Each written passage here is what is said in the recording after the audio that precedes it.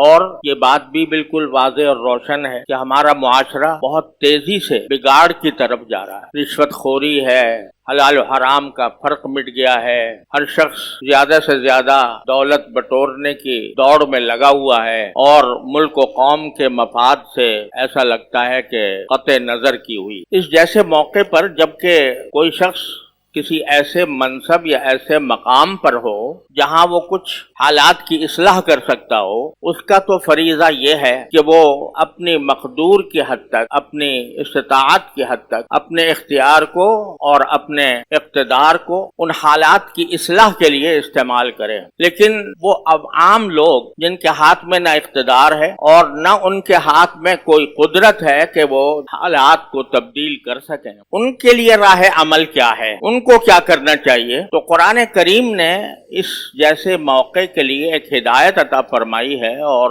حضور سرور دو عالم صلی اللہ علیہ وسلم نے اس کی تشریح بھی فرمائی. وہ یہ ہے کہ ایسے مواقع پر ہماری ایک بہت بڑی غلطی یہ ہوتی ہے کہ ہم بیٹھ کر مجلسوں میں تبصرہ کرتے ہیں، تبصرے کرتے ہیں، قیاس آرائیاں کرتے ہیں، اور ان قیاس آرائیوں کی بنیاد پر افواہیں پھیلتی ہیں، اور ان افواہوں نے وہ افواہیں حالات کی اصلاح کرنے کے بجائے جلتی ہوئی آگ پر تیل کا کام دیتی ہیں. ان افواہوں کے نتیجے میں جو افتراق و انتشار پھیلا ہوا ہوتا ہے، اس افتراق و انتشار میں مزید اضافہ اور نفرتیں اور بڑھتی ہیں. قوم اور ملک اور ملت پہلے سے زیادہ ٹکڑوں میں بٹتی ہے، اور فائدہ اس کا کچھ بھی نہیں. اگر بیٹھ کر تبصرے کرتے رہیں، مجلسیں اپنے تبصروں سے آباد کرتے رہیں، تو اس کا کوئی فائدہ حالات کی تبدیلی پر نہیں پڑتا. لہذا ایسے موقع پر دو چیزیں ہیں جن کی طرف قرآن و سنت نے ہماری رہنمائی فرمائی ہے. سب سے پہلے تو یہ حکم دیا ہے ایک حدیث میں رسول کریم سرور دو عالم صلی اللہ علیہ وسلم نے کہ اگر تمہارے حکمران اور تمہارے اصحاب اقتدار وہ اگر کوئی فساد پھیلا رہے ہیں یا غلط روی کا شکار ہیں یا ظلم و ستم کر رہے ہیں، تو رسول کریم سرور دو عالم صلی اللہ علیہ وسلم نے فرمایا کہ تمہارا کام سب سے پہلے یہ ہے کہ اللہ تعالیٰ سے رجوع کرو، اللہ تعالیٰ سے دعا کرو، اس سے مانگو کہ ہم اس مصیبت کے شکار ہیں، اس مصیبت کو دور کرنے کے لیے اللہ کوئی ہمارے پاس کوئی وسیلہ نہیں ہے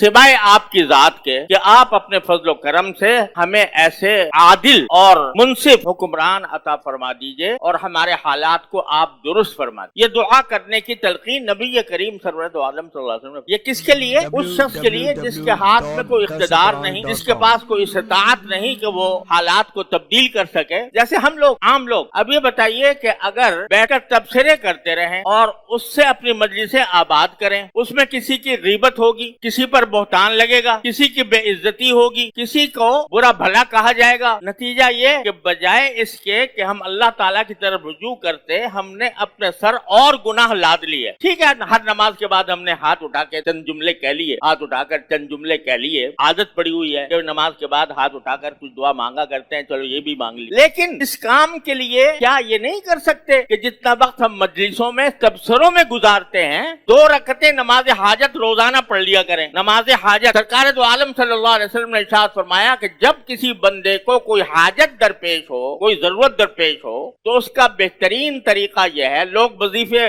تو وظیفوں پہ بہت تعویذ گنڈوں پر بہت یقین کرتے ہیں، لیکن نبی کریم سرور دو عالم صلی اللہ علیہ وسلم نے جو طریقہ بتایا، آج ہر شخص ہم سے یہ پوچھتا ہے کہ بھئی فلاں کام کے لیے ہم کون سی دعا پڑھیں، فلاں کام کے لیے ہم کیا وظیفہ اختیار کریں، فلاں کام کے لیے تعویذ دے دیجئے، فلاں کام کے لیے گنڈا دے دیجئے. اور جب ہم ان سے کہتے ہیں بھئی ہمیں تعویذ گنڈے نہیں آتے، ہمیں وظیفے نہیں آتے، تو وہ سمجھتے ہیں یہ بیکار، انہوں نے اتنا بڑا مدرسہ قائم کر رکھا ہے، یہ جو ہے اس میں اگر تعویذ گنڈے نہیں سکھائے جاتے اور عملیات نہیں بتائے جاتے تو یہ کارخانہ بیکار کام کر رکھا ہے ان لوگوں نے. ان کو یہ پتہ ہی نہیں کہ یہاں کیا ہوتا ہے اور کیا پڑھایا جاتا ہے، لیکن لوگ اس پر فریفتہ ہیں. لیکن جو چیز رسول کریم سرور دو عالم صلی اللہ علیہ وسلم نے خود بتائی کہ جب تمہیں کوئی حاجت درپیش ہو، کوئی ضرورت پیش آئے، تو پھر کھڑے ہو جاؤ اللہ کے دربار میں، تنہائی 2 رکعتیں پڑھو جس کو صلاۃ الحاجہ کہتے ہیں، اور 2 رکعتیں پڑھ کر کہو لا الہ الا اللہ العلی العظیم، لا الہ الا اللہ رب العرش العظیم. یہ جملہ کہہ لو، لا الہ الا اللہ الحلیم الکریم، لا الہ الا اللہ رب العرش العظیم. اس کے بعد ایک اور دعا بھی ہے، اللہم انی اسألک موجبات رحمتک وعزائم مغفرتک ومنجیات امرک वसलामत मिन कुल इस्म, गनीमत मिन कुल्ली बिर, वल फौज बिल जन्नह व नजात मिनन नार। ये अपनी जगह, चलो वो नस अगर याद नहीं है तो न सही, लेकिन ला इलाहा इल्लल्लाहुल हलीमुल करीम, ला इलाहा इल्लल्लाहु रब्बुल अर्शिल अज़ीम, ये कहकर अपनी हाजत अपने परवरदिगार की बारगाह में पेश करें।